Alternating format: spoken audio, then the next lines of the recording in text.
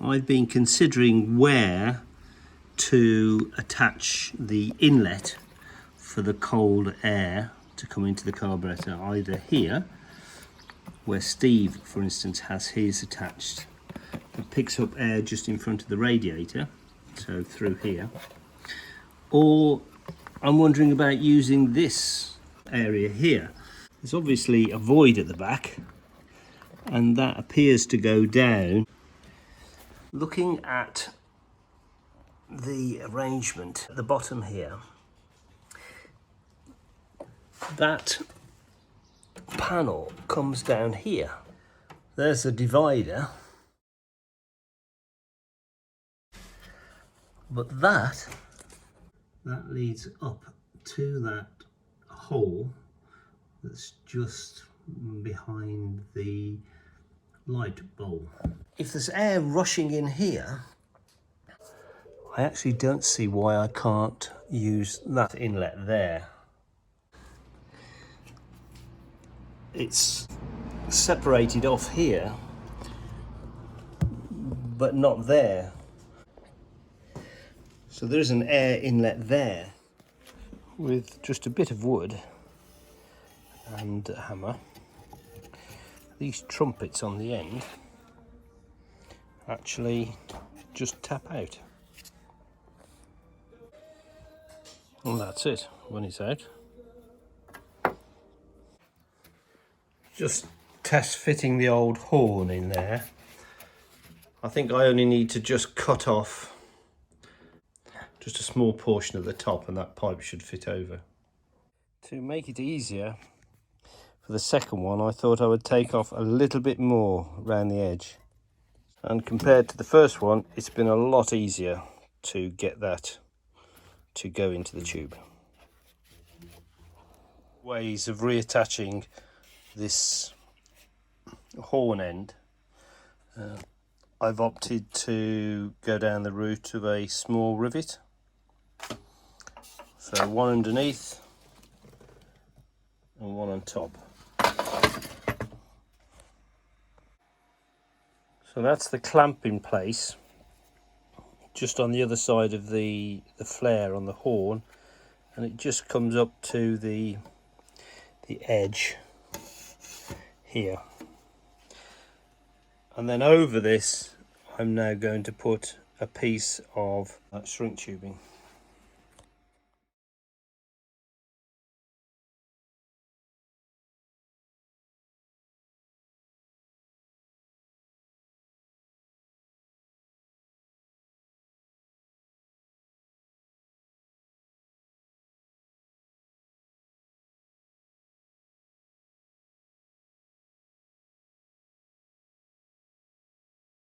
The shrink tubing roughly comes as 10 inches or 25 centimetres. So I'll just cut that in half. Incredible enough, this large piece of shrink tubing shrank to make a nice finish, I think. This is all Steve's idea. The only thing I could have done better, I think, was to put that worm drive part of the clamp underneath and not on top. But it's made a nice finish and covered everything really well. I had to use a heat gun, but that's done it remarkably well. This is just a trial fit. You can see how it goes. If you look down there, you can quite clearly see the mesh down below. So I think going through this here, this portion here, and on the other side will be just as good as going through here.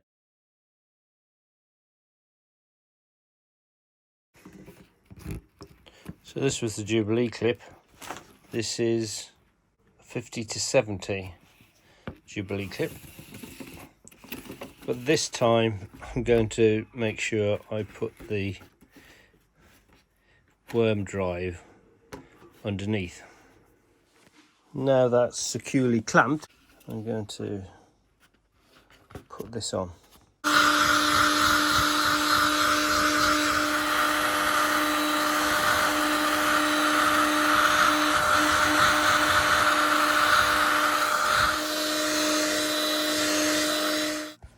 And that, just as Steve said, produces a really neat job.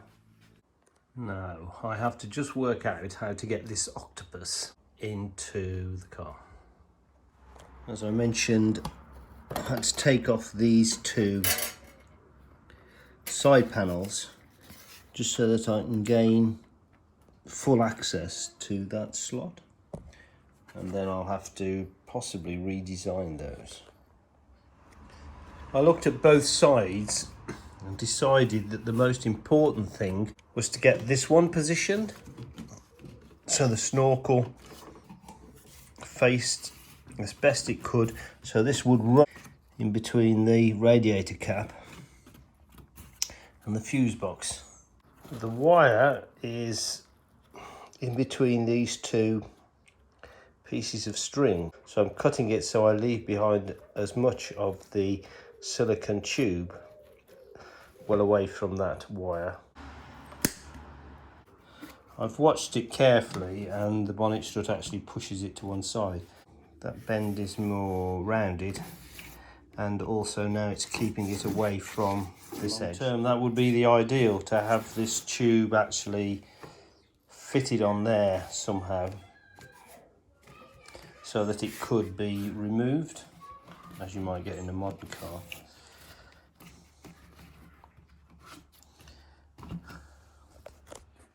Now it's going to be, let's see how the bonnet fits. So I attached a cone to the top there and then closed the bonnet. Properly closed it. That looks quite reasonable. The other high point I'm going to try is just over there. I don't think there's a problem with that point.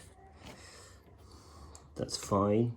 And that just leaves, I think, this one here, just where it goes over the fuse box to test.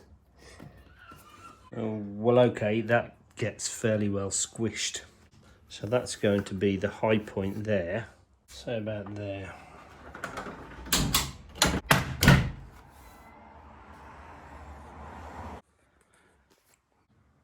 Now that's a fairly wee cone, which I'm going to try, and we'll just see how that gets squished. You can see the indentations there that correspond to the string and the wire. This time I'm just going to paint a bit of Tipex on and see what result we get. I bought this aluminium tube off eBay. It's 200 long, 63 diameter, just to act as the inlet for the hose. Cut the pipe in half, and now I'm just going to put the end in the vise like that, probably the depth of the jaws, and then squish it together. I know that the height of the hole is 5 centimeters, so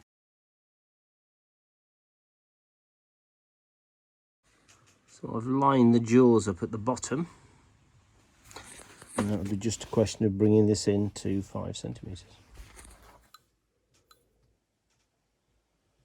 I've created this horn or bill mouth effect. If you've got an inlet into a carburetor, for instance, having some form of horn or bill mouth is far better than just having it cut off like that.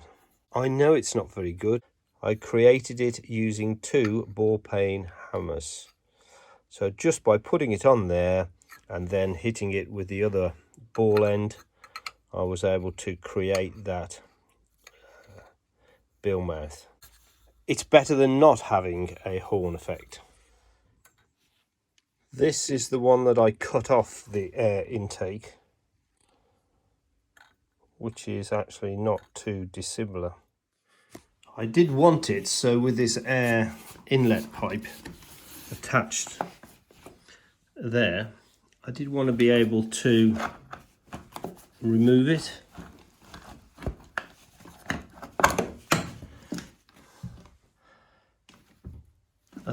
And then it's a sort of two-handed job to put it back, but it is removable. I've test fitted it a few times with the clamp in place. So now I'm going to put on the shrink tube. So that's it finished. And that clips into that hole down there. And I'm now going to do the other side. And maybe I could have enlarged that hole down there, I don't know. But that's it finished. Why didn't I go down the same route as Steve and have the inlet here? At the time, they didn't have the aluminium pipe that I wanted. It would have come out of there and it would have been a right angle bend, but they didn't have that aluminium pipe because of COVID. They just hadn't had the orders and deliveries in, and I tried several companies. I don't know. I haven't a clue. I think I will get positive pressure here. I've shown why. And it will be cold air coming in and being driven up there. I might do a few other little things to ensure that all the air that enters that vent at the front here comes up. So all the air will go through there. I could increase that partition down to this front valance so that it's not going off this way towards the radiator. And then the air that rushes in here must go up there. I do know at the very top there of this panel, which is the splash guard on the front wing, I do know there's an air gap at the top. So if I seal that air gap at the top of that splash guard, and if I pull this down here, put some ABS plastic in, then all the air coming in here as I'm motoring will be cold air and will be creating positive pressure at the top here as it goes through that hole there into the carburetor. And the other side is just going to be a repeat of what I've done here. And that's the view with the bill mouth in place and everything in situ. Bang for your buck. So cold air inlet is a massive benefit in making the engine more efficient and more powerful. There will be resistance due to this ducting. That really will only come into play when it's idling and the car's still. The inefficiency caused is likely to be offset by the fact that it's getting cold air. But when you're moving, the positive pressure of air coming in from the front of the car will totally overcome the resistance of the tubing. I haven't measured that.